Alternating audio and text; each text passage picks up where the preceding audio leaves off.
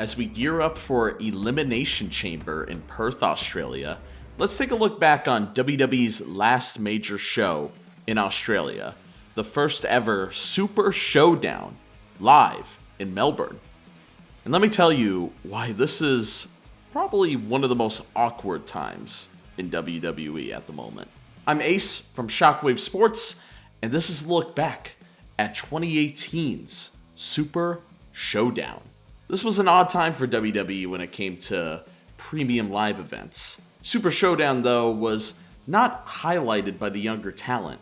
Its main event was The Undertaker versus Triple H, with the tagline, "Last time ever."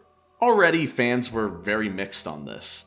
6 years before this event, Taker and Triple H battled in a match that had the tagline, "End of an Era," and it wasn't really the end of anything. What could have been a goodbye to all three of WWE's biggest stars, it just turned out to just not be the end at all. Shawn Michaels retired though, at least. Right? But anyway, Taker and Triple H had multiple matches after 2012. Literally at WrestleMania 34 in 2018, both of them wrestled on the card. I will say though, the stage and atmosphere for the show was awesome. Felt like a smaller WrestleMania. I'm hoping Elimination Chamber this year gets some of that treatment. So before we analyze the main event, two key wholesome moments I think were significant on this show, which was Buddy Murphy, who is now known as Buddy Matthews on AEW, got to have a Cruiserweight title match in his home country and defeated Cedric Alexander to become the new champion. The Iconics team, Billy Kay and Peyton Royce, now known as Inspiration, a team led by Cassie Lee and Jessica McKay, got to have a tag team match in their home country against Asuka and Naomi, and picked up the win. And to be honest, the rest of the card felt like house show matches. You had some tag matches, including John Cena in one, that was just an attraction match. The Shield had a 6-man tag team match that hinted at some future arcs with Dean Ambrose. Daniel Bryan defeated The Miz to become #1 contender, which led to his awesome heel turn later on. No pun intended. And every other title match on the show had the champions retain. And then, let's get back to the main event. Oh boy.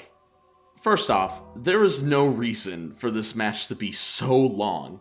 For example, Goldberg versus Brock Lesnar at WrestleMania 33, just a year before this event, was an awesome match, praised by fans because of its fast pace. Goldberg did not look old in that because of how perfectly formatted the match was for him. Why couldn't Undertaker and Triple H do the same for this match? I don't think anyone would have minded. We have already seen both of these wrestlers put on half-hour classics in the past. I think something a little different wouldn't have been so bad. Literally earlier that year at WrestleMania 34, The Undertaker and John Cena had an exciting short match that fans enjoyed very much. I know Undertaker himself does not like that match because of how short it was, but I don't know. He kind of looked like $1 million, and just months later, he unfortunately just does not look right here against Triple H. Shawn Michaels and Kane are at ringside, helping their allies to, I guess, make the match a little more exciting, but they don't really add much to the match. Triple H wins, but Undertaker and Kane attack the DX members to send the crowd home happy, I guess. But this really shows WWE's over-reliance on older talent at the time.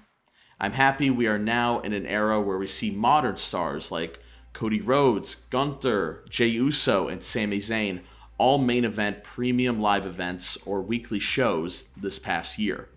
Don't get me wrong, I love Undertaker, I love Triple H, but it was a big transitional period for WWE, and it has led to some great moments once they decided to focus on the future. Just like how years later, WWE is traveling back to Australia with Rhea Ripley headlining, a hometown star that has a lot of star power. I'm excited to see what great moments they have for their next show, Down Under. Thank you all for watching this video. make sure to subscribe to Shockwave Sports for more wrestling content.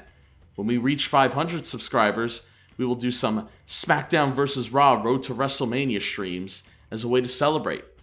See you guys in the next video.